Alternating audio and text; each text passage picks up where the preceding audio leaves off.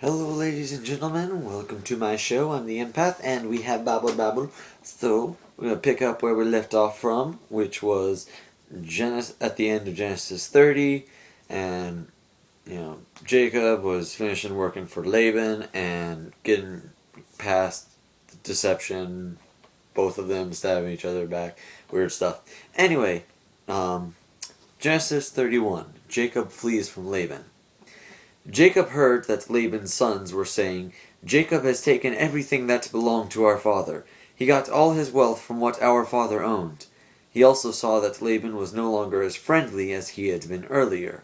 Then the Lord said to him, "Go back to the land of your fathers, and back to the land of and to your relatives. I will be with you." So apparently Laban learned about that, the whole everything that Jacob did, and wasn't too happy that he got outsmarted. Yeah, that's what you get. It's called karma. So Jacob sent word to Rachel and Leah to meet him in the field where his flocks were. He said to them, "I have noticed that your father is not as friendly towards me as he used to be, but my father's God has been with me. You both know that I have worked for your father with all my strength, yet he has cheated me and changed my wages 10 times. Wow, that sucks. And I just lost my place. But God did not let him harm me. Whenever Laban said, the speckled goat shall be your wages, all the flocks produced speckled young. When he said, the striped goat shall be your wages, all the flocks produced striped young. God has taken flocks away from your father and given them to me." Wow, that's get wrecked, Laban, get wrecked. During the breeding season I had a dream, and I saw that the male goats that were mating were striped, spotted, and speckled. The angel of God spoke to me in the dream and said, "Jacob." "Yes," I answered. "Look," he continued, "all the male goats that are mating are striped, spotted, and speckled. I am making this happen because I have seen all that Laban is doing to you. I am the God who appeared to you at Bethel, where you dedicated a stone as a memorial by pouring olive oil on it, and where you made a vow to me. Now get ready and go back to the land where you were born." Rachel and Leah answered Jacob, "There is nothing left for us to inherit from our father. He treats us like foreigners. He sold us, and now he has spent all the money he was paid for us." Well, now it's, sounds like the prodigal son, but that happens a little later. Anyway. "All this wealth which God has taken from our father belongs to us and to our children. Do whatever God has told you." So Jacob got ready to go back to his father in the land of Canaan. He put his children and wives on the camels and drove all his flocks ahead of him, with everything that he had gotten in Mesopotamia. Laban had gone to shear his sheep, and during his absence Rachel stole the household gods that belonged to her father. Jacob deceived Laban by not letting him know that he was leaving. He took everything he owned and left in a hurry. He crossed the Euphrates River and started for the hill country of Gilead. Laban pursues Jacob. 3 days later, Laban was told that Jacob had fled. He took his men with him and pursued Jacob for 7 days until he caught up with him in the hill country of Gilead. In a dream that night, God came to Laban and said to him, "Be careful not to threaten Jacob in any way." Jacob had set up his camp on a mountain, and Laban set up his camp with his kinsmen in the hill country of Gilead. Laban said to Jacob, "Why did you deceive me and carry off my daughters like women captured in war? Why did you deceive me and slip away without telling me? If you had told me, I would have sent you on your way with rejoicing and singing to the music of tambourines and harps. You did not even let me kiss my grandchildren and my daughters goodbye. That was a foolish thing to do. I have the power to do you harm, but last night the God of your father warned me not to threaten you in any way. I know that you left because you were so anxious to get back home, but why did you steal my household gods?" Jacob answered, "I was afraid because I thought that you might take your daughters away from me. But if you find that anyone here has your gods, he will be put to death. Here, with our men as witnesses, look for anything that belongs to you, and take what is yours." Jacob did not know that Rachel had stolen Laban's gods. Yeah. Laban went and searched Jacob's tent. Then he went into Leah's tent and the tent of the 2 slave women, but he did not find his gods. Then he went into Rachel's tent. Rachel had taken the household gods and put them in the camel's saddlebag, and was sitting on them. Laban searched through the whole tent, but did not find them. Rachel said to her father, "Do not be angry with me, sir, but I am not able to stand up in your presence. I am having my monthly period." Laban searched, but did not find his household gods. Then Jacob lost his temper. "What crime have I committed?" he asked angrily. "What law have I broken that gives you the right to hunt me down? Now that you have searched through all my belongings, what household article have you found that belongs to you? Put it out here where your men and mine can see it, and let them decide which one of us is right. I have been with you now for 20 years. Your sheep and your goats have not failed to reproduce, and I have not eaten any rams from your flocks. Whenever a sheep was killed by wild animals, I always bore the loss myself. I didn't take it to you to show that it was not my fault. You demanded that I make good anything that was stolen during the day or during the night. Many times I suffered from the heat during the day and from the cold at night. I was not able to sleep. It was like that for the whole 20 years I was with you. For 14 years I worked to win your 2 daughters, and 6 years for your flocks. And even then you changed my wages 10 times.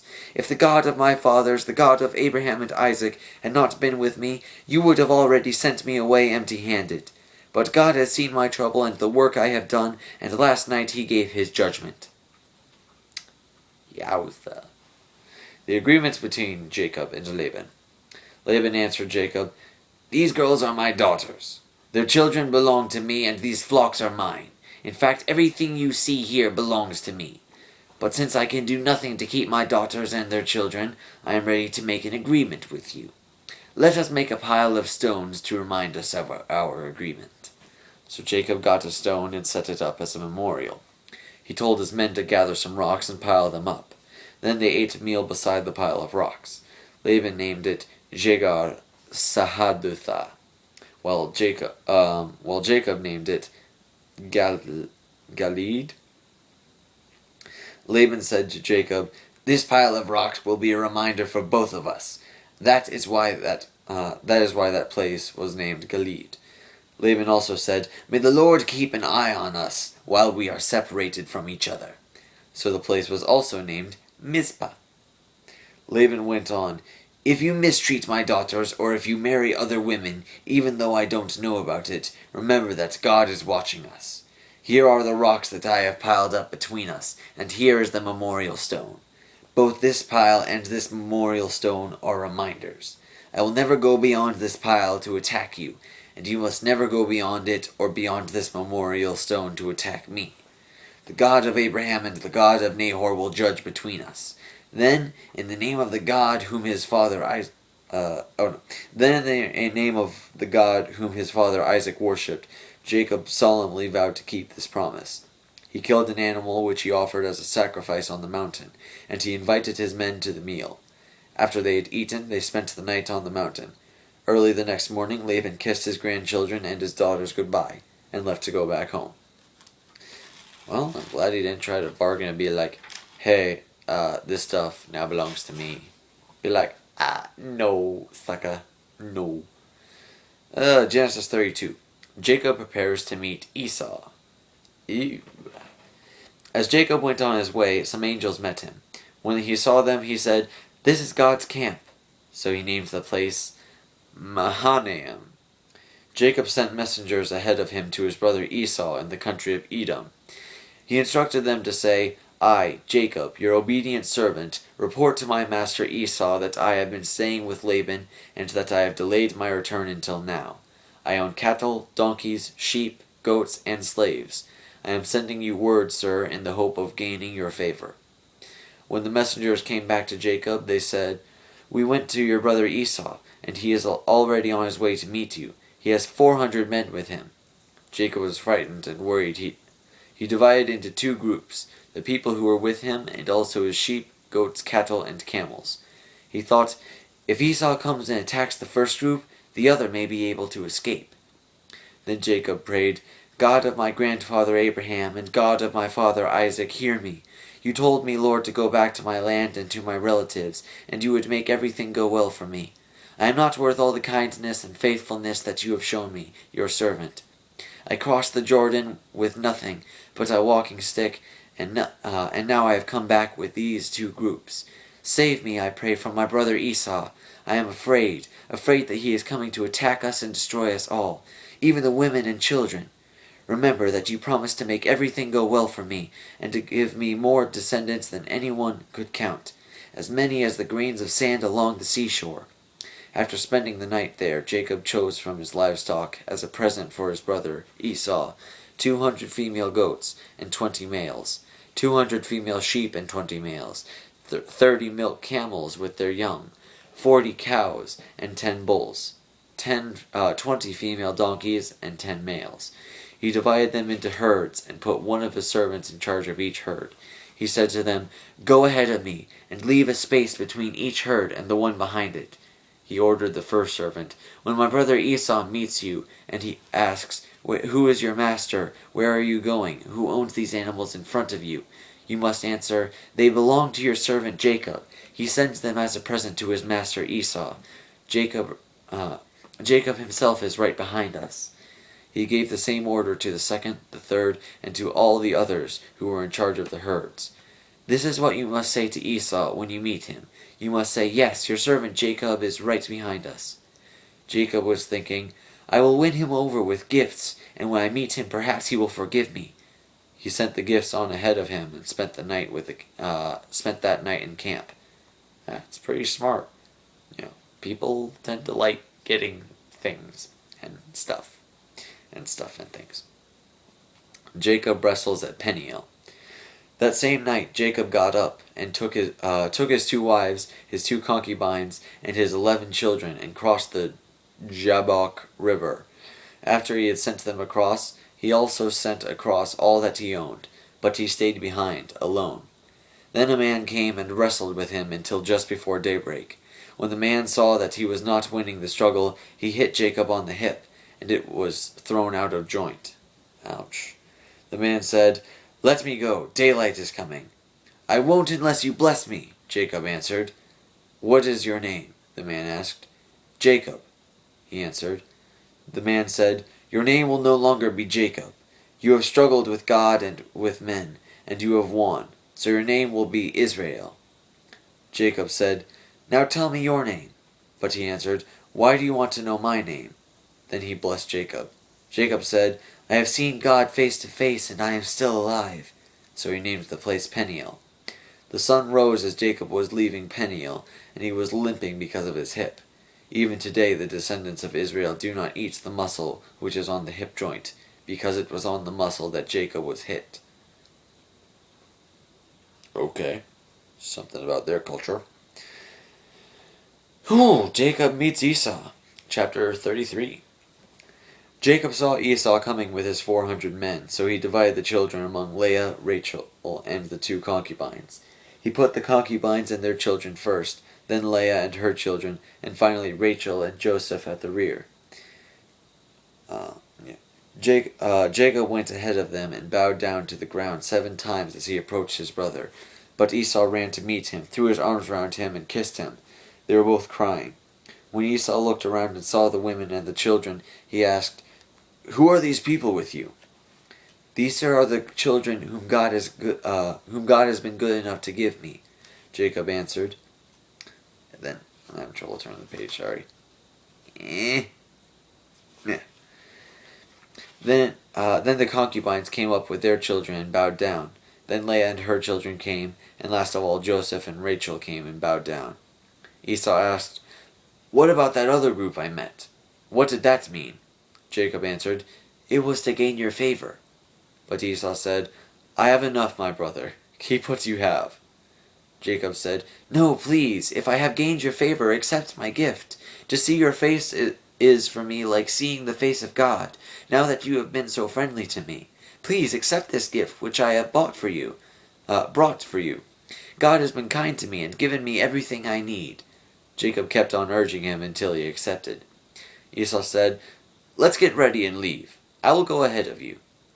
Jacob answered, "You know that the children are weak, and I must think of the sheep and livestock with their young. If they are driven hard for even one day, the whole herd will die. Please go on ahead of me, and I will follow slowly, going as fast as I can with the livestock and the children until I catch up with you in Edom."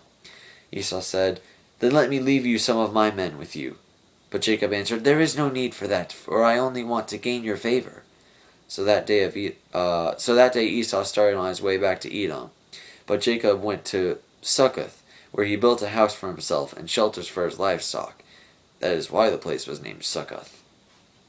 On his return from Mesopotamia, Jacob arrived safely at the city of Shechem in the land of Canaan and set up his camp in a field near the city.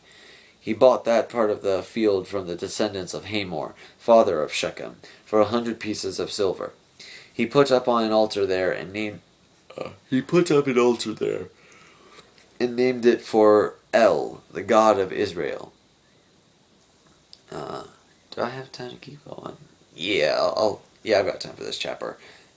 The Rape of Dinah, chapter 34. What a wonderful title.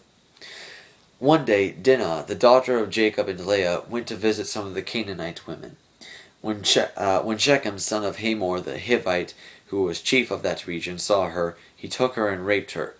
But he found the girl so attractive that he fell in love with her and tried to win her affection.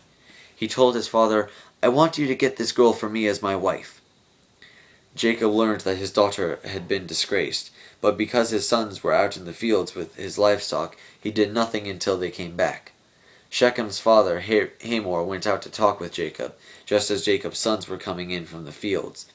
When they heard about it, they were shocked and furious that Shechem had done such a thing, and had insulted the people of Israel by raping Jacob's daughter. Hamor said to him, "My son Shechem has fallen in love with your daughter. Please let him marry her. Let us make an agreement that there will be intermarriage between our people and yours. Then you may stay here in our country with us. You may live anywhere you wish, trade freely, and own property." Then Shechem said to Dinah's father and brothers, "Do me this favor, and I will give you whatever you want. Tell me what presents you want, and set the payment for the bride as high as you wish. I will give you whatever you ask, if you will only let me marry her." Because Shechem had disgraced their sister Dinah, Jacob's sons answered Shechem and his father Hamor in a deceitful way. They said to him, "We cannot let our sister marry a man who is not circumcised. That would be a disgrace for us. We can agree only on the condition that you become like us by circumcising all your males. Then we will agree to intermarriage. We will settle among you and become one people with you. But if you will not accept our terms and be circumcised, we will take her and leave." These terms seemed fair to Hamor and his son Shechem, and the young men lost no time in doing what was suggested, because he was in love with Jacob's daughter. He was the most important member of his family. Well, hey, at least he's actually, he fell in love with her. I think there's something to be said for that. I mean, rape, bad. At least this guy is not just going to leave it at that. So, if he fell in love with her, great. Let's continue. Hamor and his son Shechem went to the meeting place at the city gate and spoke to their fellow townsmen. "These men are friendly. Let them live in the land with us and travel freely. The land is large enough for them also. Let us marry their daughters and give them ours in marriage. But these men will agree to live among us and to be one people with us, only on the condition that we circumcise all our males, as they are circumcised. Won't all their livestock and everything else they own be ours? So let us agree that they can live among us." All the citizens of the city agreed with what Hamor and Shechem proposed, and all the males were circumcised. 3 days later, when the men were still sore from their circumcision, 2 of Jacob's sons, Simeon and Levi, the brothers of Dinah, took their swords, went into the city without arousing suspicion, and killed all the men, including Hamor and his son Shechem. "Why can't we be friends? It's 'cause you murdered us." Ugh. Anyway. Then they took Dinah from Shechem's house and left. After their slaughter, Jacob's other sons looted the town to take revenge for their sister's disgrace. They took the flocks, the cattle, the donkeys, and everything else in the city and in the fields. They took everything of value, captured all the women and children, carried off everything in the houses. Jacob said to Simeon and Levi, "You have gotten me into trouble. Now the Canaanites, the Perizzites, and everybody else in the land will hate me. I do not have many men. If they all band together against me and attack me, our whole family will be destroyed." But they answered, "We cannot let our sister be treated like a common whore."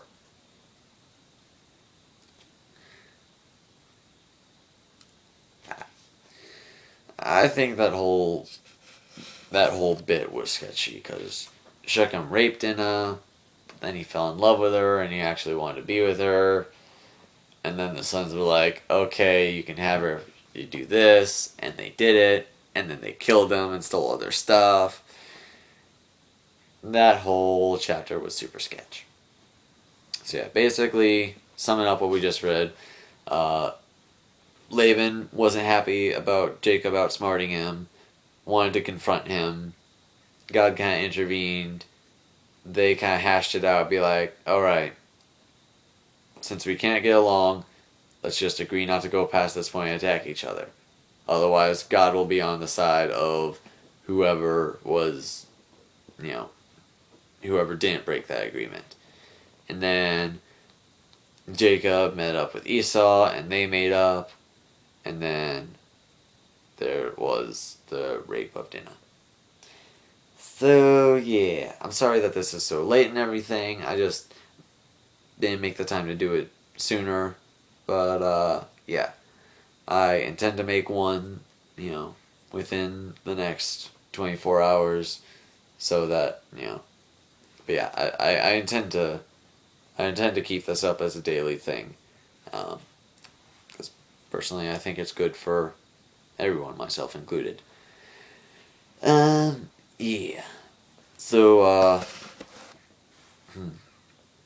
felt like there was something. Oh yeah. I hope I hope you don't mind me trying to do something in the way of voices for people, just to kind of keep things, separated, more story, a little bit more involving. If you do mind, let me know. If you enjoy it, great. I'll try to do the best voices that I can, realizing that, women's voices, I'm not a woman. At the same time, there's only so much that I can do to make distinguishing voices, because it's more about the story than about so much the description of the characters and their voices. I mean, if it was like Harry Potter, then that would be something different. Because, they describe how people talking. Anyway, I'm rambling. I hope you enjoyed. Like and favorite if you did. Subscribe to become a VIP today. It would mean a lot to me. And, I will see you all tomorrow with another Bible Babble. Alright. In that case, have a great day.